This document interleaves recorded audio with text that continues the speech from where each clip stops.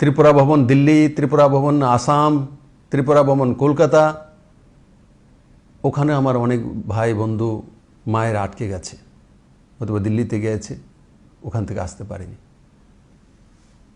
তো আমরা এটাও সিদ্ধান্ত করেছি, রাজ্য সরকার এই ভবনগুলোর মধ্যে যারা ত্রিপুরার লোক আটকে গেছেন তাদেরকে খাওয়া দাওয়া এবং থাকার কোনো পয়সা দিতে হবে না, সম্পূর্ণ পয়সা রাজ্য সরকার উঠাবে। রাজ্যের বাইরে যারা রয়েছে, বিভিন্ন জায়গায় আটকে গেছে, লকডাউনের কারণে আসতে পারছে না, তাদের সঙ্গে যোগাযোগ করার পর তাদের অ্যাকাউন্টে স্বাভাবিক খাওয়া দাওয়ার জন্য যতটা পয়সা দরকার ততটা পয়সা তার অ্যাকাউন্টে ট্রান্সফার করে দেবে ত্রিপুরা সরকার।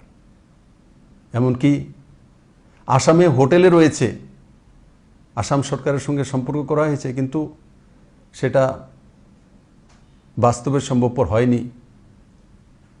কিন্তু রাজ্য সরকার আজকে সিদ্ধান্ত নিয়েছে যে বিভিন্ন প্রান্তে যারা হোটেলে রয়েছে তাদের মিনিমাম একটা যাই হোটেলের খরচা আছে তার খাওয়া দাওয়া এবং যে থাকার খরচা সেটাও রাজ্য সরকার উঠাবে।